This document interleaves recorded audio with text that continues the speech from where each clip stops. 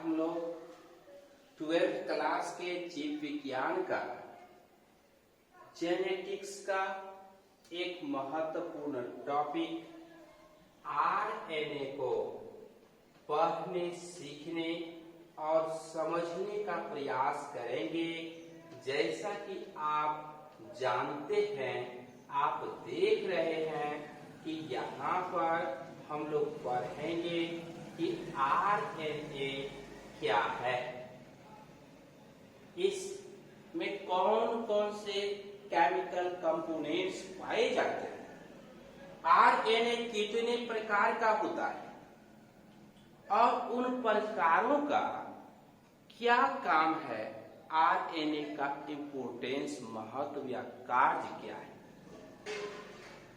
तो जैसा कि आप जानते हैं, आरएनए का पूरा नाम राइबोन्यूक्लिक एसिड है, राइबो केंद्रक अम्ल है, जिसका मुख्य काम प्रोटीन संश्लेषण, प्रोटीन सिंथेसिस में सहायता करना है। आरएनए न्यूक्लियोटाइड का बहुलक है जो न्यूक्लियोसाइड और फास्फोरिक एसिड का बना होता है। आरएनए का न्यूक्लियोसाइड पेंटोस शुगर जो राइबोज शुगर का बना होता है, और राइबोज शुगर की जो रचना है यहाँ पर लिखी गई है। यह जो रचना है यह राइबोज शुगर की है। इसके बाद नाइट्रोजनस बेस में प्यूरिन और पाइरीमिडीन पाया जाता है। आप अच्छी तरह से जानते हैं कि यह जो प्यूरिन है यह डबल रिंग कंपाउंड है और पाइरीमिडीन सिंगल रिंग कंपाउंड है, एक रिंग वाला कंपाउंड है।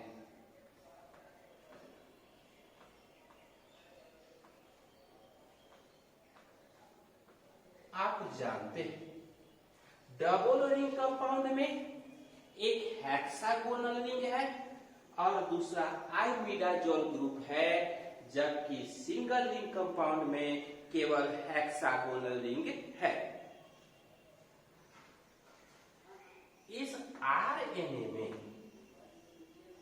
एडेनिन, गुआनिन, प्यूरिन के रूप में पाया जाता है। साइटोसिन और यूरासिल पाइरीमिडीन के रूप में पाया जाता है। अब हम आरएनए के प्रकार की बात करते हैं।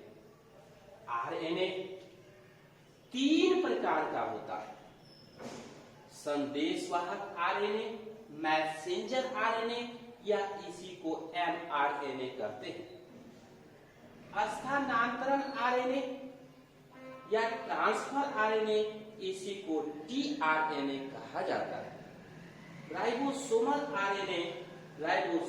आरएनए या आरआरएनए कहा जाता है। जैसा कि आप जानते हैं कि मैसेंजर आरएनए का निर्माण डीएनए के द्वारा कराया जाता है और वहां से बनने के बाद केंद्रक झिल्ली को पार करके इंडोप्लाज्मिक रेटिकुलम के रास्ते से साइटोप्लाज्म और राइबोसोम के पास चला आता है। अब आप जानते हैं डीएनए का 2 धागा है, एक प्रतिसंवेदी धागा और दूसरा संवेदी धागा। प्रतिसंवेदी धागा पर सूचनाएं नहीं पाई जाती है, संवेदी धागा पर सूचनाएं पाई जाती है। इसी सेंस स्टेम संवेदी धागा पर मैसेंजर आरएनए का निर्माण होता है। प्रारंभ में जो मैसेंजर आरएनए और परिपक्व मैसेंजर आरएनए बनता है, इसमें कोड और नॉन कोड की चीजें पाई जाती है। बगैर कोड वाली नॉन कोडिंग चीज को एस्पिलिसियोसोम एंजाइम की सहायता से काट छांट करके अलग कर दिया जाता है। तब एक छोटा परिपक्व मैसेंजर आरएनए का निर्माण होता है और सबसे पहला कोड हेड रीजन में AUG मैथ्योनिन का होता है। दूसरा राइबोसोम जो आप देख रहे हैं, यह राइबोसोम यह आरएनए tRNA ट्रांसफर आरएनए और इस तरह से दिखाई देता है। इसकी 5 भुजा है, acceptor arm, DHU arm, anticodon arm और T-C आर्म, इसके साथ वेरिएबल आर्म भी है और सभी का अपना अपना काम है। tRNA मैसेंजर आरएनए जो मैसेज या संदेश जेनेटिक कोड के रूप में लाया था प्रोटीन बनवाने के लिए, उसको पढ़ता है मैसेंजर आरएनए और सिग्नल देता है कि वह प्रोटीन आए राइबोसोम के पास और जुड़े।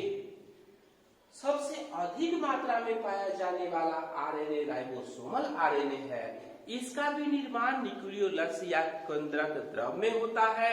वहां से बनने के बाद राइबोसोम के पास आ जाता है और यही tRNA के द्वारा लाए गए एमिनो एसिड को A साइट और P साइट पर ले जाकर के बांधता है और एमिनो एसिड का पॉलीपेप्टाइड चेन बना देता है, अर्थात प्रोटीन का निर्माण करा देता है।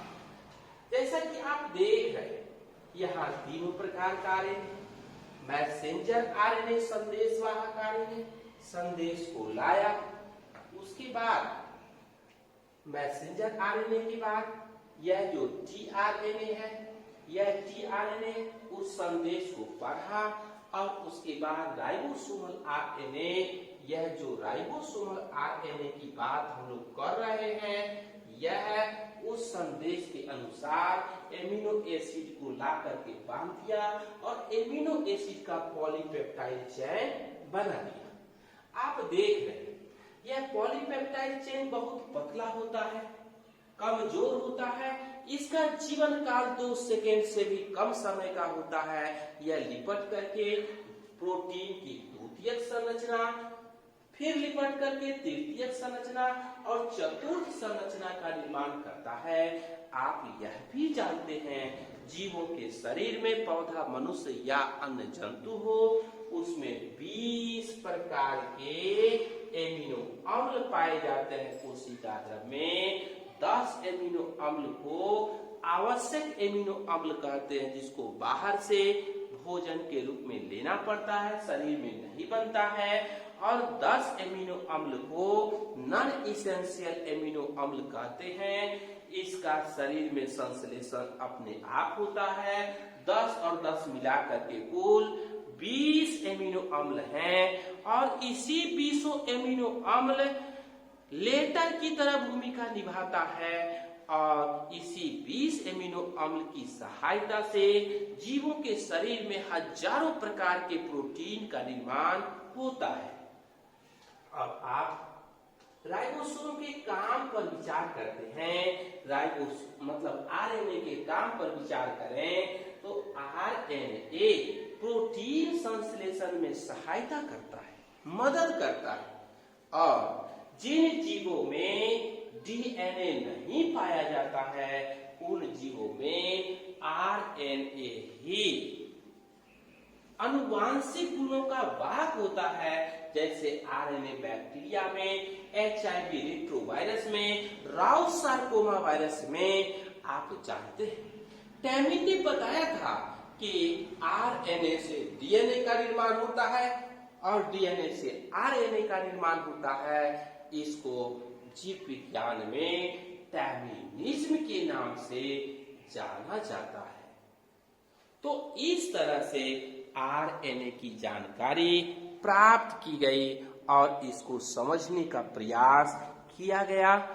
हम लोग आरएनए का तात्पर्य राइबो न्यूक्लिक एसिड है।